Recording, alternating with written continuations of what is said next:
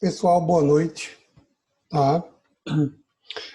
Vou começar a gravar agora um vídeo com a correção da minha prova para disponibilizar para vocês, para que vocês possam verificar o que vocês acertaram e o que vocês erraram na prova.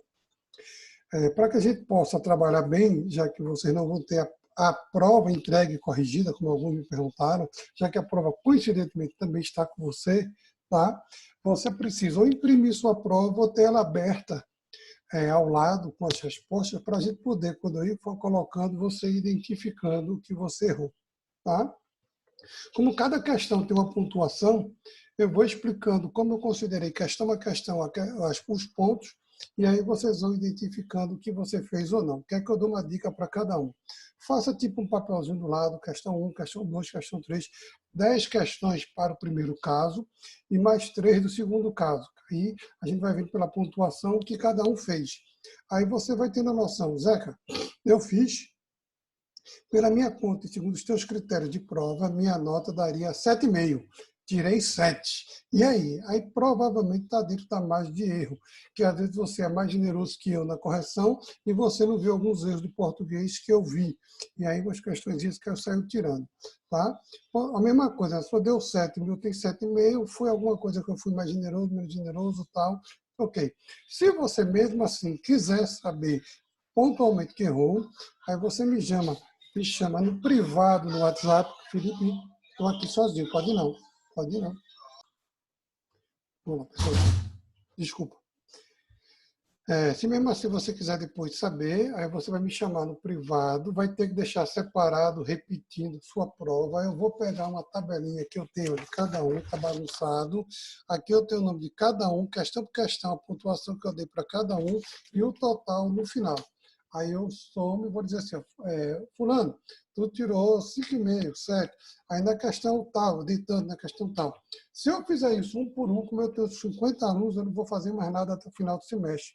E nós temos uma quantidade de aulas para dar e uma prova para aplicar depois, certo? Então não adianta a gente fazer isso aí, porque não tinha condições operacionais na guarda da gente fazer isso. O melhor método é esse que eu estou fazendo agora. Tá? Então vamos começar a nossa correção de prova. Porque como isso aqui é no Zoom, daqui a pouco ele cai. Vamos lá. Caso 1. A ingressou no dia 4 de março de 2019, uma segunda-feira, com a demanda indenizatória em face de B e C, reciprocamente casados, com pedidos de dano moral e de dano material, 2 pedidos, ante a inclusão indevida de seu nome no SPC e no Serasa, pela empresa dos demandados, em razão de dívida já paga. Recebida inicial, sem sequer mandar citar os réus, o magistrado julgou extinta, sem exame de mérito demandada, por inépcia da inicial e ilegitimidade do polo passivo. Tá? Ok? Aqui já adianto que já é uma resposta na frente. Você entra com ação contra quem lhe causa um prejuízo. B e C, em momento algum, causaram nenhum prejuízo a A. Quem causou prejuízo, quem incluiu indevidamente o nome de A na SPC Serasa foi a empresa, a pessoa jurídica de B e C. Tá? Ok? E aí eu vou começar a compartilhar nossa questãozinha para a gente já ir trabalhando aqui. A gente já ir trabalhando aqui a questão do quadro. Tá? Então, a da sentença foi intimada de tanto e tanto e começa a pergunta. Pai. Aí eu estou no celular. Se você voltar aqui de novo, eu estou no celular. Se você voltar aqui de novo, eu estou no seu celular. Eu não quero, um minuto. Eu não quero.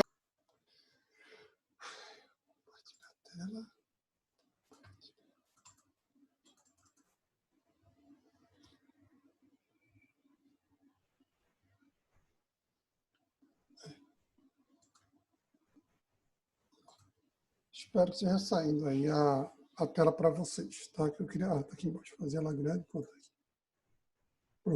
Então, a primeira pergunta é: qual a data limite para apresentar contra esta decisão eventual embargo de declaração ou apelação, tá? Ora, a sentença foi proferida no dia 26 de abril, que é uma sexta-feira. O primeiro dia do prazo é o dia 29 de abril. Como os prazos são contados em dias úteis, você teria que ter um calendário na sua mão ou abrir o celular para contar dia a dia. 5 dias úteis do embarque da declaração e 15 dias úteis para apelação, lembrando que o dia 1º de maio é feriado, não conta, dava dia 6 de maio e dia 20 de maio, ok? Então, ficar atento que era uma questão de contagem de prazo, excluir o dia do início, excluir o dia do final, toda aquela regra que está no CPC e vocês podiam ter consultado, tá?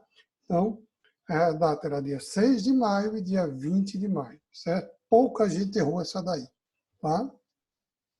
Segunda questão, ofertada a apelação, tá?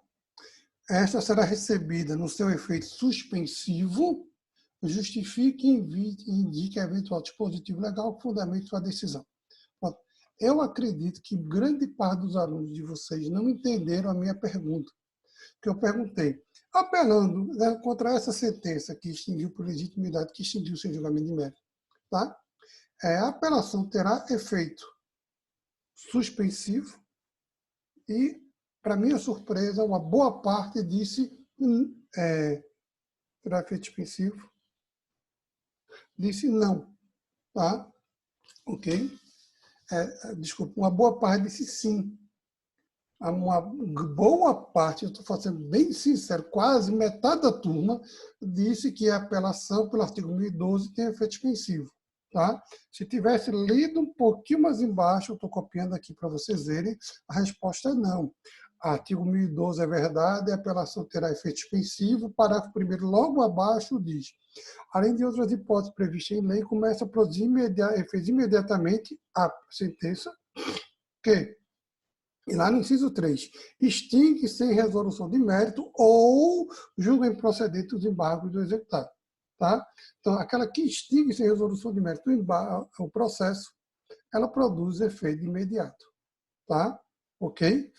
Tá? Aí eu considerei, a maioria equivocou-se nessa resposta. Tá? Há algumas justificativas eu considerei, certo? Tá? Mas a sentença que extingue sem resolução de mérito o processo, essa apelação só tem efeito devolutivo. Tranquilex, tá? Zeca, discordo. Beleza, vou repetir de novo, que eu sei que agora começa a fase de cada um. Chama no privado, destaque, a gente conversa caso a caso. Tranquilo? Estou mostrando a vocês o critério de correção. Você tem que ter sua prova para a gente poder trabalhar um a um. Tá? Então, como pela sentença extinguiu sem julgamento de mérito, ela produz efeito imediato. Tá? Se o cara não apelar, o cara apelando, ela não tem efeito suspensivo. Vamos imaginar o inverso. Se ela tivesse efeito suspensivo, a decisão não começasse a produzir efeito imediato, era a mesma coisa do réu ter ganho, viu? Tá? Era inútil aquela decisão, dizendo que você não é legitimado, quando o objetivo não era esse do código. Terceira questão. Tá? Apresentada essa apelação, tá? Contra essa sentença que extinguiu sem julgamento de mérito, tá? O magistrado poderia ter voltado atrás, tá? Reformando sua sentença, e a resposta é sim. A sentença, a apelação interposta quanto à sentença que extingue sem julgamento de mérito, permite que o magistrado se retrate no prazo de 5 dias, está lá no artigo 485, parágrafo 7º do CPC. A interposição de apelação em qualquer dos casos que tratem os incisos deste artigo, que é este processo sem julgamento de mérito, o juiz terá 5 dias para se retratar. Sempre que o juiz distinguir qualquer processo sem julgamento de mérito, ele pode se retratar. Ok? Uma parte quase considerável também errou isso. Ele que não podia voltar atrás, somente o tribunal poderia julgar isso. Não é a questão é pontual, extinção sem julgamento de mérito. Tá? Aí, só que não percebeu, uma boa parte da turma não percebeu que nessa pergunta tinham duas perguntas. Houve supressão de instância? Justifique e explique sua resposta. Tá? Teve gente que botou, não houve supressão de instância. Cadê a justificativa, gente? Chutar, dizer que houve ou que não houve, colocar, não tem valor. Tá? Isso é para questão objetiva. Questão objetiva, o cara sendo bom de bola, ele pode jogar uma coisa lá e acertar. Quando se pede para justificar, a justificativa é o que vai fundamentar agora da ponto. Então, quem acertou a questão, alguns acertaram ela todas, Uma parte acertou metade, falou da reforma da sentença. Alguns erraram a questão da supressão de distância, tá? Ok? O que é na questão da supressão de distância? Eu considerei quem disse não houve supressão de distância porque o processo sequer chegou a ser remetido ao tribunal. Considerei. Não houve supressão de distância porque foi o juiz mesmo que decidiu. Considerei. Não houve supressão de distância porque supressão de distância é quando o tribunal decide uma causa do juiz. Considerei. Eu quero saber se você sabe o que é supressão de distância. Se você se expressou e manifestou de forma que eu consegui identificar, ok. A única coisa que eu não identifiquei foi quando a pessoa simplesmente disse não houve ou houve, tá? Porque eu estou perguntando justamente a justificativa se houve ou se não houve, aí você teria que explicar, tá? Então, quem acertou, uma boa parte só acertou metade dessa questão por conta disso, tá? E alguns equivocaram, disseram que era do tribunal, tá? E não haveria supressão de distância porque estava apelação no tribunal e o tribunal podia julgar como fosse, certo? Se o processo tivesse chegado ao tribunal, mas a pergunta é, o magistrado poderia ter voltado atrás, ou seja, significa que o magistrado voltou. Estou perguntando se o que ele fez foi correto. Ele voltou atrás, esse processo nunca foi encaminhado ao tribunal. Então, o tribunal nunca julgou este caso concreto dessa questão número 3. Tá? Beleza? Então, não haveria nunca possibilidade do tribunal ter examinado essa questão que está aí no caso 3. Certo? Questão do caso 4. Questão 4. Por que A deve alterar o polo passivo? Ele deve alterar o polo passivo porque ele ingressou, ele chamou o feito as pessoas que não lhe fizeram mal nenhum. A e B. Quem incluiu ele indevidamente foi a empresa. Daqui a pouco ele também chamaria o gerente da empresa, porque foi o gerente que mandou o funcionário levar. Chamaria o funcionário, porque foi o funcionário que levou o documento no cartório. A gente chama quem é responsável pela ação. Quem é responsável pelos atos do filho é o pai e a mãe, mesmo que o filho tenha jogado uma pedra. Quem vai no carro de alguém, quem vai pagar é o pai e a mãe, porque ele é o responsável. Quem é o responsável pela ação foi a empresa que vai pagar. Agora, se a empresa não tivesse personalidade jurídica, aí quem iria pagar era o sócio, porque a empresa não existe. Tá? Mas no caso aqui eu estou falando que é uma empresa, então ela existe. Tá? Então, está lá o artigo 17, por postura de juízo é necessário ter interesse e legitimidade. Quem deve figurar no polo passivo é quem deu causa à lesão ao direito de A, ou seja, a empresa de B. Tá? Porque pessoa física não se confunde com pessoa jurídica. Quem fez qualquer explicação nessa área, eu considerei. Desculpe. Quem disse? É a pessoa jurídica, não é a física, eu considerei. É a empresa, né? Considerei. Quem deu causa à lesão, eu já entendi que não era ele que eu considerei, porque a questão 5 é uma complementação dessa. Tá?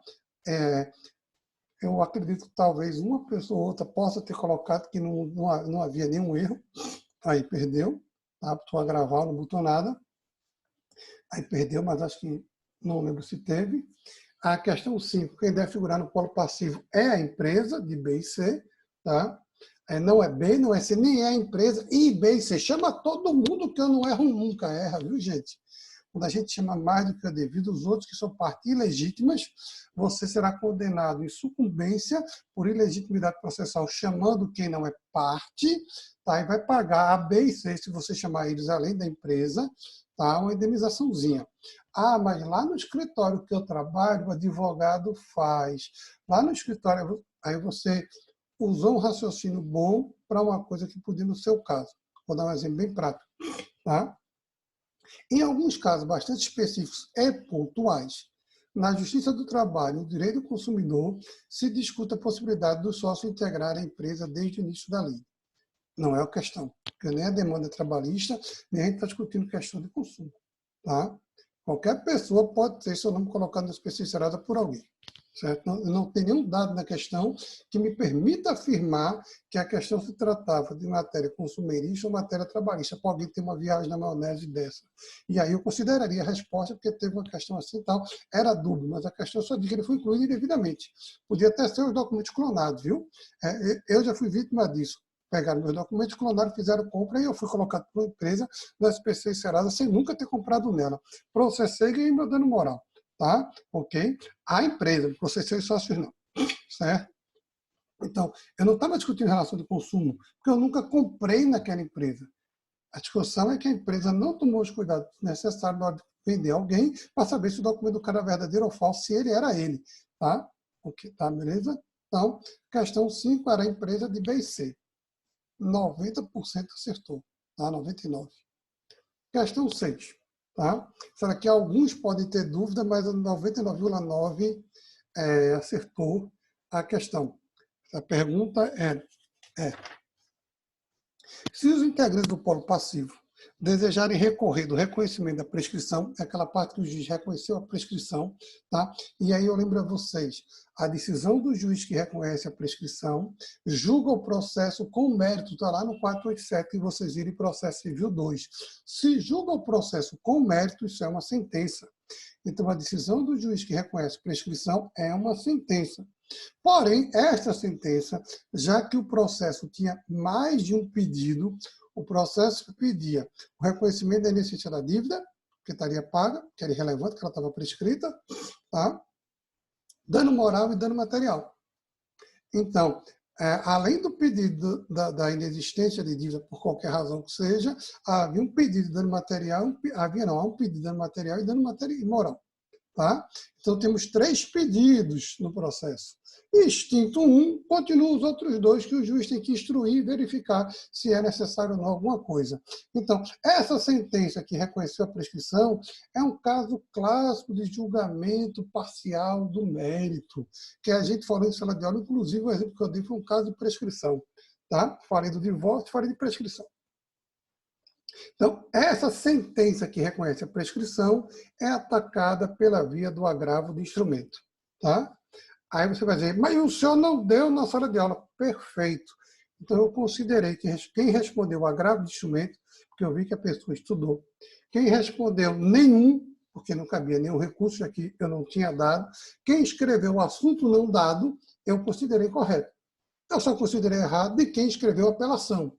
Porque a apelação eu dei, a apelação caía na prova, e esse caso não é caso de apelação. Tá? Esse caso é de outro recurso, que não é apelação. Então, só considerei errado de quem afirmou que o recurso cabível aqui era apelação.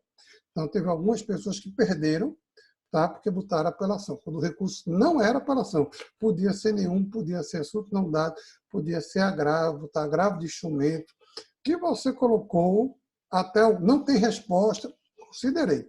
Só não considerei apelação, porque não era apelação. Tá? Okay? Qual a data limite para apelação? 21 de maio de 2019, lembrando aquela questão, era o dia 29 de abril, 29 de abril foi a data da sentença, exclui, era uma segunda-feira, exclui o dia do início, começa no dia seguinte, dia 30, 1º de maio é feriado, para não contar, fazendo 15 dias, chegava no dia 21 de abril, tranquilo. Acho que ninguém errou prazo aqui não. Tá? Mas lembrando de novo a vocês, o processo tem 3 pedidos, está lá no caso. A inexistência de dívida pelo pagamento, que é a extinção da obrigação, que o juiz entendeu a inexistência de dívida pela prescrição, tá? O resultado final era inexistência de dívida, tá? Caso de inexistência de dívida, o dano moral e o dano material. Tá? Então, tem ainda 2 tópicos, 2 temas a serem apreciados e julgados depois, então o juiz tinha que continuar o processo. Tá? Então, foi tranquilo, bonitinho. A única questão que eu estou repetindo, que não foi a única resposta que não foi aceita, é quem colocou a apelação, que alguns colocaram. Tá? Questão 7. Estando prescrita a dívida, há a mesma necessidade de audiência de instrução, tá? E aí aqui houve um leque de respostas bastante variáveis, eu considerei um leque de respostas bastante variáveis. Tá? Só não considerei quem deixou em branco. Teve alguns que deixaram em branco, aí eu não teve resposta. Por quê? Repetindo, porque o processo tem 3 pedidos. A prescrição, o dano moral e o dano material.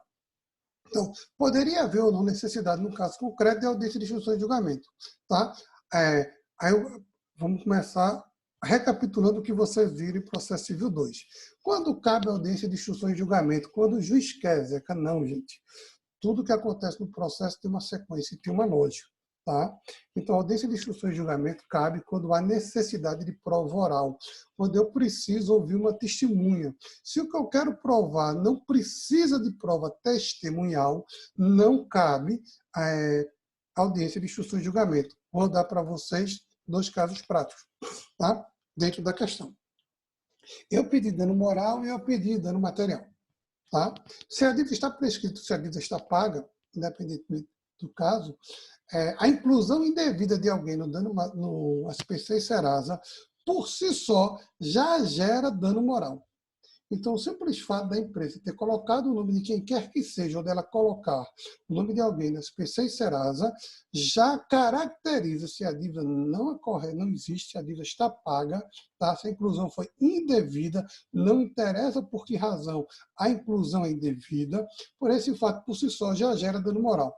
Então, a discussão do dano moral aqui é desnecessária. Tá? Em princípio, ela é desnecessária. Certo? Zeca, pode ser preciso uma audiência? Pode. Eu quero demonstrar que, no meu caso concreto, a extensão do dano foi muito grande, porque abalou minha imagem nisso, naquilo, não sei o quê, teve uma repercussão de mercado e tal. E são provas que eu não tenho como trazer documentos para o processo. O gerente não vai me dizer que deixou de me dar um empréstimo de 15 milhões porque eu estava com o meu número na SPC Serasa, nem o gerente de banco vai me dar isso. Tá? Então, eu vou precisar, talvez, ouvir o gerente de banco como testemunha para que ele diga que o banco deixou de fazer operações, que não vai entrar em detalhe para não perder o emprego dele, e que eu fui prejudicado com isso, com aquilo, e a empresa ficou com problemas no crédito dela, no rotativo. Pronto. Então, pode ser necessário a produção de prova testemunhal para a discussão da extensão do dano, tanto do dano moral como do dano material. Como também, a depender do caso concreto, poderia haver documentos já necessários, já documento no processo, que comprovasse que o dano material estava caracterizado. Como poderia não haver, e aí precisar de prova. Tá? Então, vamos lá. A necessidade de audiência de instrução, tá? É o princípio, sim, que a audiência poderia ser para apurar a extensão do dano material, moral ou outro pedido da demanda. Zeca, eu coloquei não, considerei correto. Se você justificou, tem aqui, ó, justifique sua resposta. Se você só botou não, aí você não justificou. Tá? Se você justificou, não, teve até não, porque pode ser que esteja tudo comprovado. Perfeito, considerei correto. Porque pode ser que o estagiário precisa. Tá? Ok? Então, vai depender da sua justificativa. Eu não lembro se alguém não acertou a questão 7. Eu tenho alguns que erraram besteira, não deve ter justificado, e alguns zerados não devem ter respondido. Tá? Então, tirando essas possibilidades, eu acho que a maioria errou, desculpa, a maioria acertou a questão 7. Tá? Pela minha planilha ali, pouca gente teve bronca. Então, é possível. Agora, teve alguns que colocaram assim: estando prescrita a dívida, não precisa de audiência. Aí você está discutindo a audiência com base na prescrição. A audiência não era para discutir a prescrição. Tá? A prescrição foi já dada uma sentença nela. Quando eu botei a necessidade da audiência de instrução, tá? Era para discutir os outros temas, que o da prescrição já foi julgado. Até porque até analisamos isso antes sobre a questão da apelação. Tá? Alguns foram discutir prescrição. Não precisa discutir a prescrição na audiência, mas a audiência não era para discutir isso. Tá? Tem 3 pedidos no processo. Você ficou na casca de banana que tinha e se embananou ali. Tá? Tem os outros 2 pedidos para serem analisados ainda no processo. Certo? A pergunta: qual o recurso cabível contra a decisão que designa a audiência 8, tá? Que designou a audiência, certo? Pronto. Aqui, mais uma vez, quase todos acertaram, teve alguns que não, alguns deixaram em branco, tá? Se não couber nenhum, escreva nenhum. Quem escreveu nenhum, não considerei. Teve gente que não botou nada, viu, gente? Deixou em branco, aí é 0. Porque aí não sei nem se cabe, nem se não cabe recurso, tá? Alguns botaram, cabe agravo. Cabe agravo, sim. Tá? Aí eu vou daqui a pouco explicar. Alguns botaram nenhum. Ok. Alguns botaram assunto não dado. Ok. Uma boa parte colocou apelação levantada como tema preliminar na apelação. Ok. Considerei tudo certo. Tá? Ok. Beleza. Aí vamos voltar lá. Aí a explicação para vocês entenderem. Zeca, mas para caber agravo no carceriografo instrumento, teria que estar no rol do 1015. Mas existe o cabimento mitigado. Por isso que eu estou dizendo, quem botou nenhum, quem botou agravo, quem botou assunto não dado, apelação, acertei. Teve algumas pessoas que deixaram em branco, aí eu não pude considerar nada. Até porque a questão diz, se não couber nenhum recurso, escreva nenhum. Então, tinha que ter alguma coisa escrito. Tá? E, a gente tem que lembrar uma coisa prática. O STJ já analisou a questão da taxatividade mitigada. O caso concreto pode ser que não seja preciso fazer aquela audiência e a designação da audiência cause um prejuízo grande à parte. Vou dar um exemplo bem prático para vocês.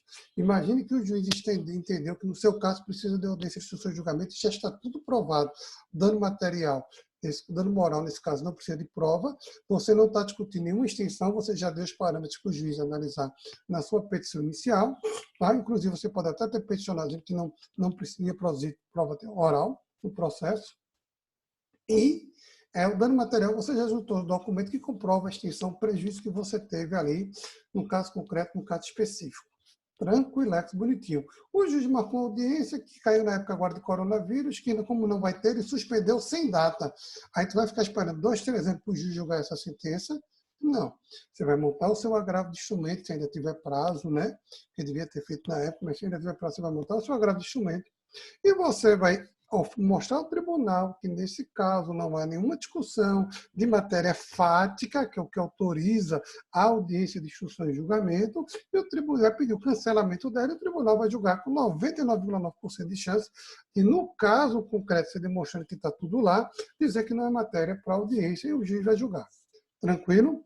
Tá? Então, quem justificou, quem explicou, 99,9% teve a sua pontuação aqui de meio ponto, tudo tranquilo, tudo certinho. Tá? Você vai comparando o que você escreveu para o que a gente, para a pontuação de cada questão. Tá? A questão 9. Quem tem legitimidade para manuseá-lo? Quem tem legitimidade para manusear o recurso? Quem tem legitimidade para manusear o recurso cabível contra esta aqui.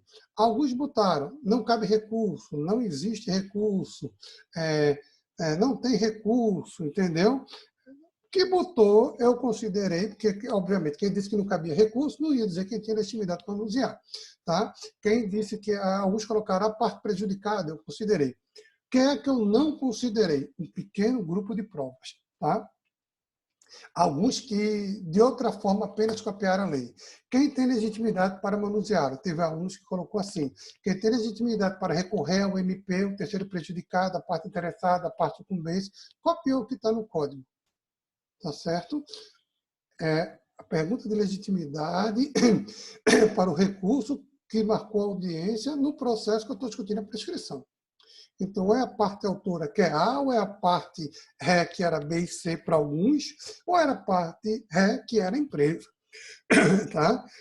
Obviamente que botou a parte prejudicada, eu considerei. O que não podia era simples cópia do que está na lei, porque eu não entendi, tá? E para ver se cola. Foi a única resposta que eu não aceitei. Certo? Beleza? Tá? Quem tinha legitimidade varia 0,25 e quais os seus efeitos?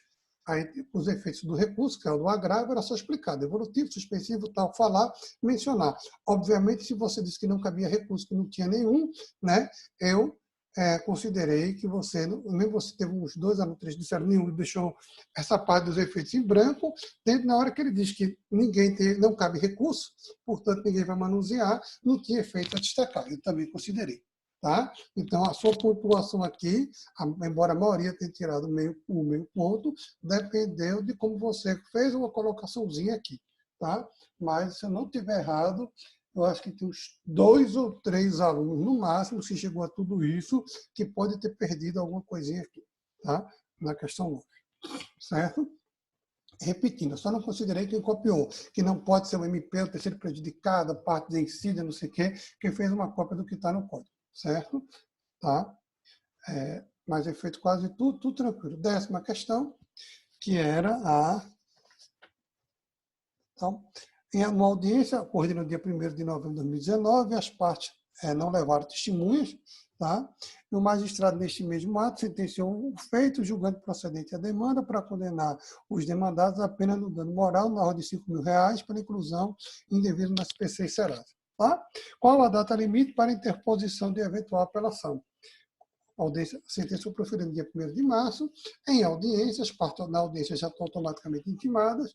Tá? O primeiro dia útil é o dia seguinte, dia 2 1º de março, desculpa, 1º de novembro, 2 de novembro, era contar os 15 dias úteis, que chegariam no dia 25 de 11. Lembrando que em novembro nós temos alguns feriados. Tá? O dia seguinte ao dia 1 de novembro, ao dia 2 de novembro é finado, não conta. Tá? Então, iria para o dia 3, teria que ver na semana quando é que cai o dia 3. Cadê? Sábado, domingo não alterou. Começou dia 4, mas o dia 15 de novembro, proclamação da República, feriado nacional, também não conta. Tá? Ok? Então, o primeiro dia do prazo começou no dia 4 de 11, o feriado do dia 11 de 11, o prazo acabou no dia 25 de 11. Acredito que até aí nós estamos no amor e carinho, porque a gente não se estressou muito. Vamos agora, porque eu acho que causou maior espanto a vocês, tá? Porque aí muita gente errou as questões do segundo caso. Que eu achei que era o que vocês mais iriam acertar, porque era mais fácil de ter respondido se tivesse feito uma coisinha arrumadinha. Mas aí eu identifiquei que eu acho que aconteceu. Vamos lá. Caso 2. Paulo ingressou no dia 4 de março de 2019, segunda-feira, com uma demanda indenizatória em desfavor de Bento e Chico. Então, Paulo entrou com um processo contra Bento e Chico. Paulo nomeou Bento e Francisco como réus. Reciprocamente casados, obtendo a gratuidade. Então, a ação para Paulo foi gratuita, Paulo não pagou custas, postulando a nulidade de um contrato particular de compra e venda de um veículo usado, firmado entre Paulo e Bento. Chico não vendeu nada, tá? Que não lhe for entregue, ou seja, o veículo não foi entregue, embora Paulo, né, tenha pago metade do valor acordado. Então, Paulo deu um sinal de metade do valor do veículo e não recebeu o veículo. Tá? E pede dano moral decorrente da não entrega da coisa. Certo? Ok? Vamos lá. E a título de pedir alternativo, pede, caso o Bento queira manter um negócio que lhe seja entregue o veículo e que lhe seja ressarcido os gastos com deslocamento no período em que não esteve com o veículo e teve de andar de transporte público. Tá? Ok? Em audiência, Chico demonstrou a condição de pródigo de Bento. Olha, se Chico demonstrou a condição de pródigo de Bento, não é uma coisa que se diz, é uma coisa que está sentenciado. Ele juntou a sentença reconheceu a condição de pródigo, né, a interdição, tá, parcial, e mostrou que ele é o representante responsável legal de Bento. Tá? Então, Chico mostrou isso aí. E se comprometeu a entregar o veículo, que não foi aceito por Paulo. Paulo não aceitou que Chico entregasse. Tá? Embora seja um contrassenso, porque ele queria que Bento entregasse. Né? Parece mais que acontece, às vezes, uma questão de peitica. Na solução do conflito, no dia 29 de 11 de 2019, sexta-feira, o julgador extinguiu sem julgamento de mérito em razão de Chico. E aí, preste atenção, ele extinguiu sem mérito. Esse caso a gente já viu lá atrás, disse gente. Tá? Ok? É a mesma história do caso 1, que o juiz, acho que é questão 1, né, extinguiu o processo de julgamento de mérito contra alguém. Tá? O fato de ter mudado, deixou de ser bem, você passou a ser Chico, o raciocínio é o mesmo. O juiz extinguiu sem julgamento de mérito, se Chico quisesse recorrer, fosse parte, e o juiz pode se retratar, porque a extinção sem julgamento de mérito, tá? Tudo normal de uma sentença de extinção sem julgamento de mérito. Tá? Que a gente falou algum pedacinho antes, essa eventual apelação vai ser só efeito devolutivo, tá? Não vai ter efeito suspensivo, tá? Pronto. E no mérito, o juiz reconheceu a nulidade do negócio jurídico, e aí, por favor, leiam com atenção, o juiz reconheceu a nulidade do negócio jurídico e julgou improcedente a demanda. O que é julgar procedente? O que é julgar improcedente? Julgar procedente é quando ele diz que o autor venceu, o autor ganhou. Quando ele julga improcedente, é que o autor perdeu. Quando o autor ganhou uma parte, ele julga procedente em parte, ou improcedente em parte. Então, a questão está afirmando que o juiz decretou que o negócio jurídico era nulo, e disse que Paulo não tinha direito a nada. Paulo perdeu. Paulo perdeu o dinheiro que deu, que o juiz não mandou devolver, e Paulo perdeu o dano moral, que o juiz não mandou dar, não mandou pagar.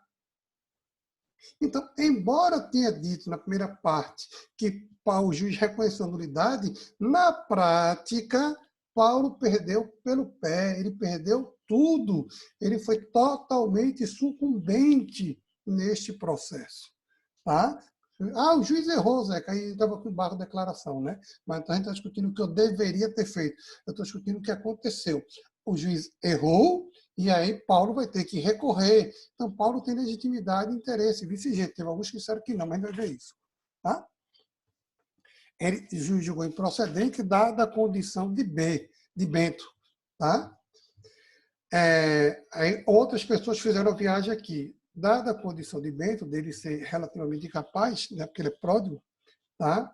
O juiz deveria ter feito a correção do polo passivo ou a correção da legitimidade. E talvez até tenha considerado que essa discussão não está sendo feita aqui, estou só explicando para que vocês entendam, tá? Quando o Chico mostra que Bento era incapaz, e ele era o representante, tanto é que ele mostrou na audiência, condição, não é dizer, documentalmente falando, né? Que o outro era incapaz, o juiz pode, nesse ato, ter dado um despacho, que eu não estou dizendo que deu nem que não deu, que a discussão não é essa, só estou explicando que alguns fizeram essas colocações que não tinha nada a ver na parte de recurso, tá? Dado a condição de Bento, que era pródigo, ele julgou improcedente. Ora, vamos lá. Se Bento é pródigo, a sentença não é de improcedente. Bento seria parte ilegítima para estar no processo sozinho. A sentença seria de extinção do processo sem julgamento de mérito por falta de condições da ação. Processo civil. Tá? 2. Ok? Então, se o juiz considerou Bento incapaz, a sentença não seria de improcedência, tecnicamente falando. Ela deveria ser de extinção do processo de julgamento de mérito por falta de condições da ação, legitimidade da parte. Tranquilo? Está lá no 485. Tá? Mas o juiz aí errou 2 vezes, considerou ele incapaz e julgou improcedente. Tá? Errou na capacidade e errou no dispositivo da sentença. Errou, analisou o mérito de uma coisa que ele não podia ter analisado, já que, segundo a questão, diz que o juiz reconheceu a condição de Bento, dada a condição de Bento. Tá? Todos foram intimados na mesma data, 29 de 11, em audiência da sentença. Diante dessa situação, cada um entrou com seu recurso cabível. Paulo, Bento e tal. Tá? Aí eu boto que na apelação de Chico, que ele protocolou no dia 21 de janeiro de 2020, tá? Ele postulou que seja aceita sua oferta de implemento do negócio jurídico. Mais uma vez, cultura inútil. A questão afirma que Chico entrou com recurso de apelação. Tá? Ok? Está afirmando. Se alguém quisesse, poderia ter dito, ora, se o juiz excluiu Chico da demanda, ele julgou a demanda Chico parte legítima, seria uma discussão de intervenção de terceiros, Zeca, incluiu ou não? Não. A intervenção de terceiro é quando o terceiro pede para ingressar na demanda. Chico aí é parte, viu? Seria discussão de intervenção de terceiro, não. Porque se houvesse a discussão de Chico ser uma intervenção de terceiro, o recurso cabível seria agravo de instrumento. Não é o caso. Estou só dando uma aula explicando para que vocês entendam. Tá?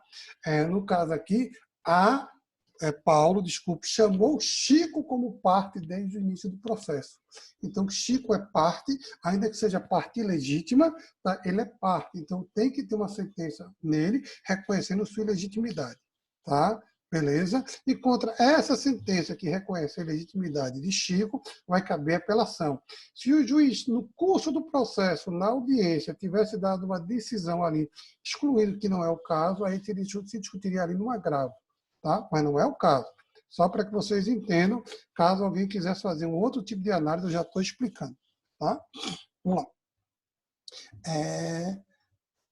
No agravo de Paulo, então Paulo entrou com um agravo, a questão afirma que Paulo agravou, protocolado, manejado no dia 19 de 12 de 2019. Tá? Aí, por que eu vou parar aqui no manejado? Porque lá na questão 8 ou 9, eu disse quem vai poder manusear, quem vai poder manejar o recurso. Tá? Algumas pessoas colocaram quem vai manejar o recurso é o relator. Não confunda manejar, apresentar o recurso com manusear o recurso. Quem vai manusear, quem vai mexer no recurso é o relator. Quem vai manejar, ofertar, apresentar o recurso, aí é a parte. Tá? Esperei para explicar isso, para fazer sentido alguma resposta de alguns alunos lá atrás, a questão 8 foi 9, que alguns erraram ali, quando foram para o relator que não tinha nada a ver. Tá? Chegar nessa parte, a pessoa vai entender o que ela respondeu lá. Certo? Então, Paulo entrou com uma agravo no dia 19 de 12 de 2019, tal, no qual ele pede que o tribunal reconheça a validade do negócio jurídico, reforma a decisão regastada neste particular. Tá? Aí você vai dizer, Zeca, ele discutiu a validade que o juiz considerou nulo. Perfeito. É uma outra questão. Ele devolveu ao tribunal um tema que não foi objeto. A matéria que ele está vindo precluiu. Tá? Ok? A matéria que ele está discutindo é uma matéria que foi aparentemente favorável a ele. Certo? Ele está discutindo, ele deveria discutir a improcedência da sentença. Tá? A gente vai abordar isso daqui a pouquinho. No apelo de Bento, ofertado no dia 19 de 12 de 2020, ele pede sua exclusão da lei por ser incapaz. Tá? Ou seja, ele pede que seja modificada uma sentença de mérito, que foi julgada improcedente a favor dele, por uma sentença de extinção sem julgamento de mérito. Na verdade, ele pede que sua situação jurídica seja piorada, porque a sentença de improcedência, que é uma sentença de mérito, transita em julgado, faz coisa julgada, e ele estaria protegido e nunca mais ser demandado em juízo por Paulo sobre esse carro. Se o que ele quer fosse possível, é pedir para se prejudicar, o que é possível, porque o princípio do não reformar-se o impédio. Você não pode ser sua situação prejudicada pelo fato de recorrer, tá? Se o que ele pede fosse possível, ele poderia se prejudicar no seu recurso, tá? Seria uma sentença de extinção sem julgamento de mérito, o que não impede que Paulo entre de novo com nova demanda, desde que o direito não esteja prescrito. Tá? Então, o que ele pede é só, juridicamente falando, impossível, porque ele quer que a situação dele seja prejudicada e tem um princípio de recurso que proíbe isso. Tá? Mas também não era a discussão da questão. Vou discutir agora o que me interessa. Pronto, respondeu o que foi perguntado. A pergunta é, com base nesses fatos, examine separadamente o recurso de Paulo, de Bento e de Chico e verifique se, um a um, ou seja, cada recurso de cada um, separadamente, eles preenchem todos os pressupostos recursais. E, em caso negativo, indique qual ou quais os pressupostos está faltando. O que foi que ele errou? Minha pergunta não pode dizer, ele acertou isso. O que você não analisou, eu sei que ele acertou. Eu quero que você diga o que ele errou. Tá? Ok? Estou batendo porque alguns foram falar demais e se prejudicaram. Quem fala demais erra. Aí quem errou perdeu ponto. Tá? Não foram preenchidos, justificando cada caso, 3 pontos, cada um valendo ponto. Aí vamos começar. Qual era a maneira mais fácil de vocês terem respondido essa questão, gente? Como eu fiz aqui no de Paulo. Vocês tinham colocado os pressupostos recursais intrínsecos são A, B e C, cabimento, interesse e legitimidade. Pressupostos recursais extrínsecos, preparo, tempestividade e regularidade formal. Tá? Tinham colocado esses bichinhos no pedaço de papel e tinha feito uma resposta bem sequinha, respondendo, esse tem por isso, esse tem por aquilo, esse tem não sei o quê, esse tem por aquilo ali. Tá? Se tivesse colocado um pedaço de papel, tinha respondido bem fácil, não estou dizendo que tinha acertado, tinha respondido bem fácil, bem objetivo e tinha ido tranquilo. Tá? É assim que se analisa pressupostos recursais, é assim que se analisa pressupostos processuais, que não era o caso. A gente bota no pedaço de papel quais são e verifica se tem o que não tem, checklist. Tem, esse aqui não tem por isso e isso. Na outra questão, tem, esse aqui não tem por isso e isso. Tá? Então vamos começar a analisar aqui o caso. No recurso de Paulo, ou seja, no agravo de Paulo, que foi manejado no dia 19 de 12 de 2019, na quinta-feira, ele pediu que o tribunal reconheça a validade do negócio jurídico e reforma a decisão gastada neste particular, na validade do negócio jurídico. Tá? Ok? Vamos lá. Primeiro, pressupostos recursais intrínsecos. 90% de vocês colocaram não tem cabimento. Tem, gente. Desculpa. Tem. O que é cabimento? Cabimento é saber se contra aquela decisão cabe recurso. Ora, contra a sentença, que foi uma sentença que prejudicou Paulo, cabe recurso? Cabe. Tem casos que cabe apelação com ou sem efeito devolutivo e tem casos que cabe agravo. Tá? Então, contra a sentença cabe apelação, tá? Ok. Cabe Então, o cabimento existe. O pressuposto intrínseco do cabimento tem. Zeca, não era apelação, não era agravo, era apelação. Ele errou o recurso, isso mesmo. Se ele errou o recurso, é regularidade formal, não é cabimento.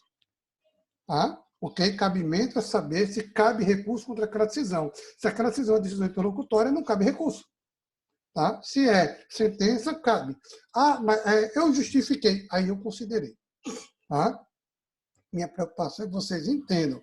Não, Zé, que eu botei, tu gerou, não disse isso. Estou dizendo a vocês o que é cabimento, saber se aquela decisão cabe recurso. Cabendo recurso, você tem que se adequar aos requisitos formais do recurso. O seu recurso tem que estar correto. A apelação tem que ser apelação, não é só porque botar o nome apelação e ter o requisito de agravo. Tá? Mas quem justificou não tem um cabimento porque não preencheu os requisitos. Eu entendi que você está falando de requisitos, não da recorribilidade da decisão. Tá? Ok? Aí eu considerei correto, tudo bonitinho, tudo certinho. Só estou explicando, que se fosse em sala eu teria mostrado, que vocês ficassem atentos para não se prejudicar, porque num concurso isso pode lhe tirar pontos, numa prova da ordem isso pode lhe tirar pontos. Tá certo? Ok? Aí vamos chegar na etapa 2. Alguns disseram, Paulo não podia recorrer porque não teve sucumbência, ele ganhou o processo. Tá? E aí, veja, Paulo não ganhou o processo. A sentença foi julgada improcedente para ele. Tá? Ok? Foi reconhecida a nulidade e, absurdamente falando, julgado improcedente. Eu já vi processo assim. E o advogado, como parou a leitura no meio da frase, prejudicou o cliente dele, porque o trânsito em julgado é o comando do juiz improcedente. É nulo? É. E o que é que eu tenho direito? A nada, porque foi improcedente. Tem que entrar com outra demanda para discutir novamente, porque o seu advogado não viu, não entrou o que seria correto em barra declaração para corrigir. Tá? Ok? Certo? Então, Paulo tem interesse recursal porque, embora ele aparentemente tenha ganho em processo, de verdade ele perdeu, porque foi julgado improcedente. Tranquilex? Zeca, eu não analisei interesse recursal. Perfeito, eu considerei. Eu estou dizendo que alguns analisaram, eu tirei ponto. Teve gente que afirmou, não, Paulo ganhou a demanda, foi julgada procedente. Foi não, gente, era só ter lido a questão. A questão foi bem clara de que ela foi julgada improcedente. Tá? Então, quem botou a mais se prejudicou, mas 99%, 90%, 85% acertou aqui tranquilo. Que, embora tenha falado de cabimento, quando explicou, quando justificou a sua questão, falou que não preenchia os requisitos, que não era caso de apelação, era caso de agravo, aí isso aí são os requisitos formais, ele errou o recurso. Tá? Aquela decisão, contra aquela decisão cabe recurso, e qual recurso era a apelação, eu considerei tudo certinho. Tá? Alguns que perderam aqui, como eu estou dizendo a vocês, perderam porque falaram a mais. Legitimidade para recorrer, ele tem porque ele é parte vencida, não precisava analisar, só estou explicando para que a gente entenda, já que a sentença foi julgada improcedente para Paulo, repetindo de novo. Tá? Pressupostos recursais extrínsecos, o preparo, ele não tinha que recolher porque ele era beneficiário da justiça gratuita. Eu coloquei isso, ok, mas eu não pedi para colocar o que estava correto, eu pedi para você colocar o que estava errado. Tá? Fiquei muito feliz que você demonstrou que sabe, mas não alterou, acredito que nada na sua nota, porque a pergunta pediu que estava errado. Tempestividade, o recurso foi tempestivo, regularidade formal, alguns abordaram com cabimento, considerei, tal, tranquilex, beleza. A maioria foi tranquilo. Quem perdeu ponto, ou não explicou, ou falou do interesse recursal dele que não tinha, afirmando que não tinha, porque ele ganhou o processo, quando na verdade ele perdeu, aí perdeu ponto por conta disso aí. Tá? Mas na questão de Paulo era essa, tá? Ok? Na questão de Bento, oh meu Deus, tá? Daqui a pouco eu vou explicar a questão de Bento, que eu vou dar uma pausa aqui só para arrumar isso aqui. Um minutinho, para a gravação.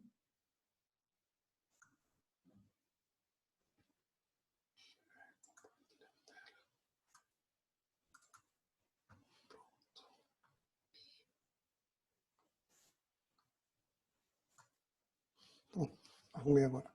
Tá? Vamos lá.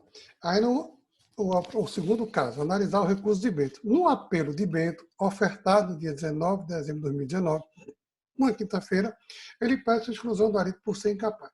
Tá? Mais uma vez, se tivesse colocado os pressupostos, a gente analisa. Se bem que, se eu não estiver errado, 90% de vocês ganhou nota máxima na de Bento. Tá? Ok? Embora nem todos tenham analisado tudo. Interesse e preparo, vocês falaram, mas a maioria não falou de legitimidade. Tá? Vamos lá. Então, cabimento. É possível recorrer dessa decisão? Contra a sentença cabe recurso? Sim. Então, o recurso de Bento preenche o pressuposto do cabimento. Tá? O recurso está ok. Interesse recursal, ele não tem. O interesse recursal decorre da sucumbência, tem que ser parte vencida, tem que ter sofrido um prejuízo no processo. Tá? A sentença foi favorável, 100% favorável a Bento, porque ela foi julgada improcedente, ela foi até errada, né? Porque foi tão boa que ela foi errada, porque o juiz deu errado totalmente favorável a ele, que não era o caso. Era para o juiz ser extinto esse julgamento de mérito, ele é incapaz, tá? Mas o juiz deu improcedente, certo? Então, não houve sucumbência, Bento não tem interesse recursal. Acho que quase todos colocaram isso. Tá? Não lembro se alguns já abordaram a questão da legitimidade. Ora, para poder recorrer, tem que ser a parte vencida. Bento ganhou, porque foi julgada improcedente, tá? Então, ele não é parte vencida. Então, ele também não tinha legitimidade. Tá? Ok? Alguns falaram de interesse, outros falaram de legitimidade, alguns misturaram interesse com legitimidade, mas eu passei alguma coisinha, não sei quando o português estava absurdamente ilógico, eu tive que tirar alguma pontuação, mas a maioria ganhou pontuação total. E no pressuposto recursal extrínseco, 90%, 99,9%, né, colocou certíssimo a questão do preparo. Só foi incompleto. Também não tirei ponto quase ninguém aqui, tá? Porque ao não haver o preparo, o que é que diz o código? Ausente o preparo, ele seria intimado para complementar o preparo em dobro, não é verdade? O despacho tem que ser assim, análise, tá? E não completando, o juiz vai extinguir por deserção, que é a ausência de preparo. Quando botou, faltou preparo. Faltar preparo não é causa automática de extinção do processo de julgamento de mérito e não conhecimento de inadmissibilidade do recurso. Então, faltar preparo é uma causa hoje parcial. Tá? Então, o correto é você falar de preparo e complementar. Tá? Tempestividade, ok. Regularidade formal, ok.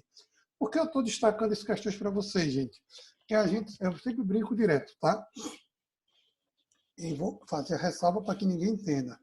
Meu objetivo nunca é escurambar, humilhar ninguém, nem mostrar isso, aquilo, não. Meu objetivo é dar a vocês a oportunidade que eu tive na vida. Que alguém me ensinou, não tinha aprendido, nasci sabendo, me deu uma possibilidade de mostrar os erros que a gente comete, tendo certeza que está abafando quando não está, para que a gente, numa prova que vale de verdade, que é na vida, que é lá fora, a gente não erre. Então, não adianta você dizer, faltou preparo, está nulo, não está parcial, aí você cometeu uma falha. Num concurso, você tinha perdido tempo e perdido pontos para uma análise dessa, tá? E levantaria uma preliminar que talvez não valesse nada para a banca, quando você deixou de analisar a legitimidade, que essa, sim, era intocável, modificável, não tinha como o cara mexer, e você nem passou, tá? Alguns colocaram, voltando aqui na legitimidade, dizendo assim, Bento não é parte legítima porque ele é incapaz. Gente, vou repetir, o que o código diz que é parte legítima, tá? A legitimidade é para a parte que perdeu, a parte que foi vencida. A questão da capacidade e incapacidade de Bento por o fato de ele ser pródigo não é incapacidade recursal, tá? Porque essa capacidade ou incapacidade que você colocou na sua prova é incapacidade de ser parte, capacidade para ser parte para estar no processo. Isso é para o juiz ter dado a sentença. Por isso que eu falei lá atrás. Quem abordou a questão dele ser pródigo, deveria ter levantado, isso é uma questão que o juiz devia ter analisado na sentença, que por ele ser pródigo, ele não tinha legitimidade de causa do processo, tá?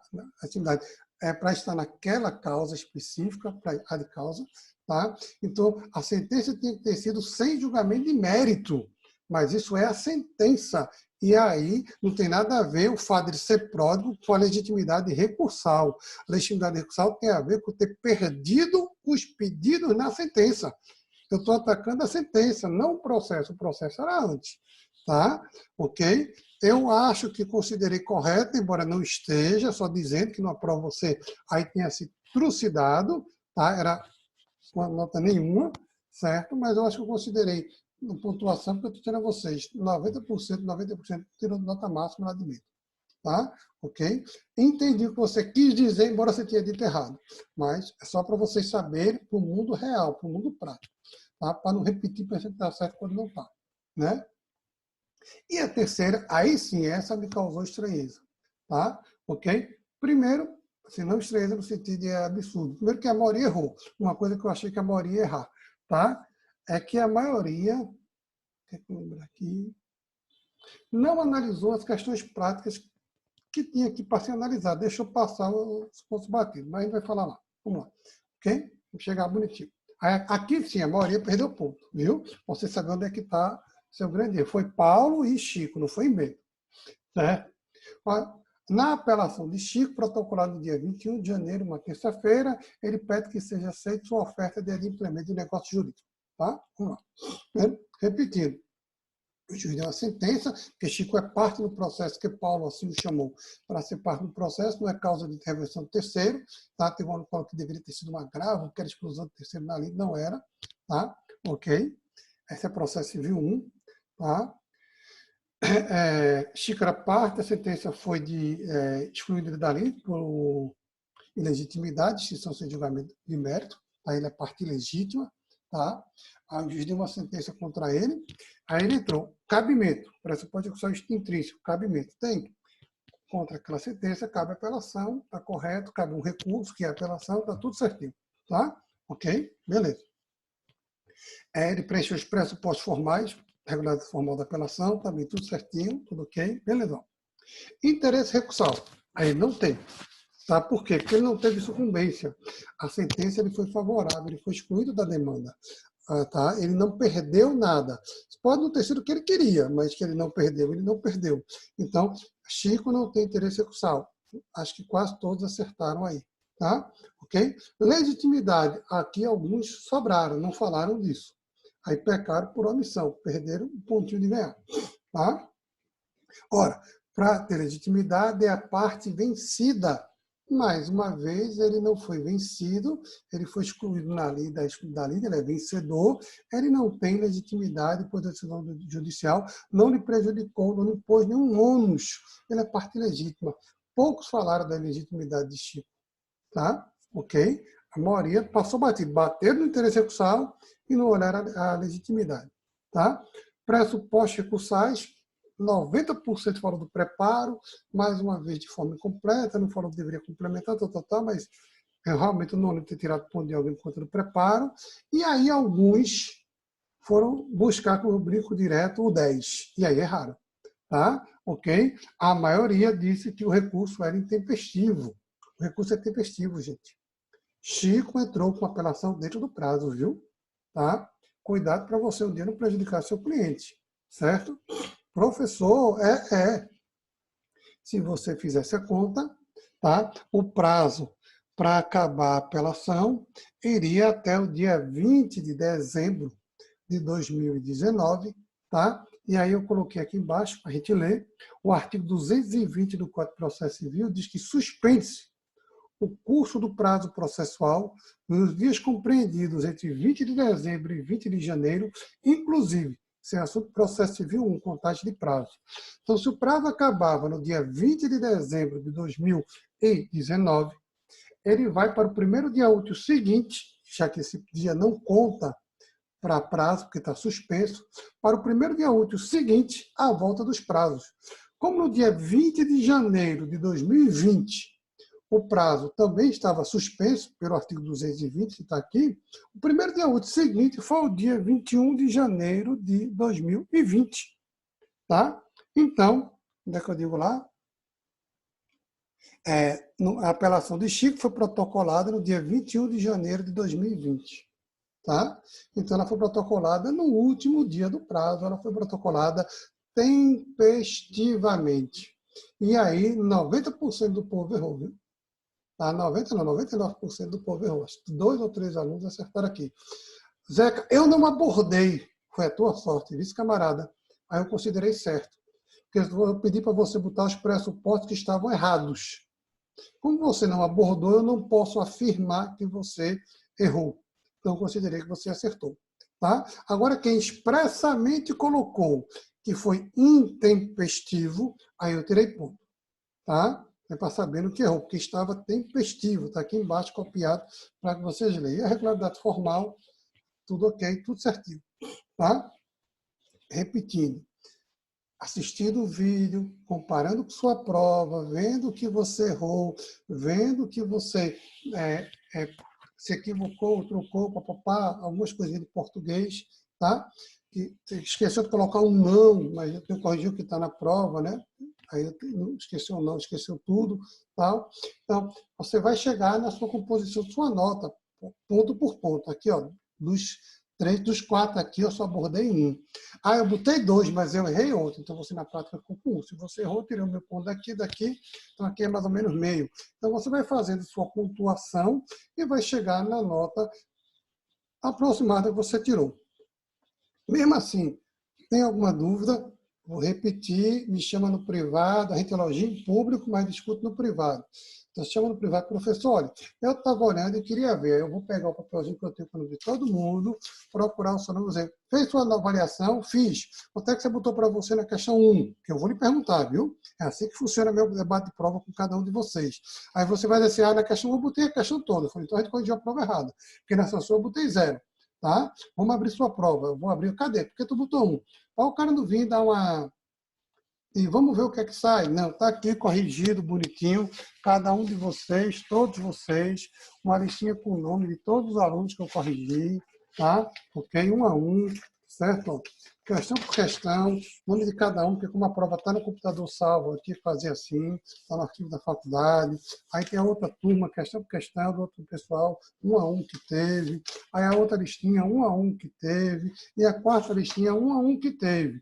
Tá? Então, tem um mapa de todos vocês, com o nome e a nota, por questão do que cada um teve, e a gente vai poder discutir, caso você discorde, o que é que teve.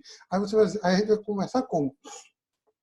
Primeiro, 0, bate. Aí eu faço, segunda sua, quanto foi? 1, tá certo. Terceira sua, aí você vai dizer assim, eu botei 1, professor. Eu falei, peraí que eu te dei meio, deixa eu dar uma olhada. Eu vou abrir sua prova e vou ver o teu meio, o que é que teve. Na quarta, foi meio tal, eu vou ver. Vou olhar aquela que a gente destoou, para ver se eu deixei passar alguma coisa. Se eu tiver passado, não se aperrei, tá? Eu faço uma comunicaçãozinha para a faculdade, encaminho, tá? Para a gente corrigir, tudo bonitinho, tudo certinho. Ah, eu só encaminho no mesmo dia, professor? Não, gente. Tá? Eu vou corrigir com calma e encaminho dos 2, 3 dias depois, que é do mesmo jeito que eu tive. Tenho minhas ocupações de demorei, sei que vocês têm de vocês e tem que demorar. Eu acredito que 90% de vocês vai corrigir a prova na sexta-feira, que é feriado, no sábado, que é feriado. Tá? Então, a gente vai dar uma olhadinha nisso. Quem corrigir já pode chamar antes, mas vai corrigir isso com calma, amor e carinho, no correr da semana que vem, para encaminhar no final da semana que vem, se tiver acontecido alguma coisa, alguma correção de nota. Tranquilo? Beleza? Tá? Então, muito obrigado pela paciência de vocês. Espero que vocês dêem uma olhada com calma, tá? E depois vocês me façam qualquer ressalva, qualquer colocação, tá? Obrigadão.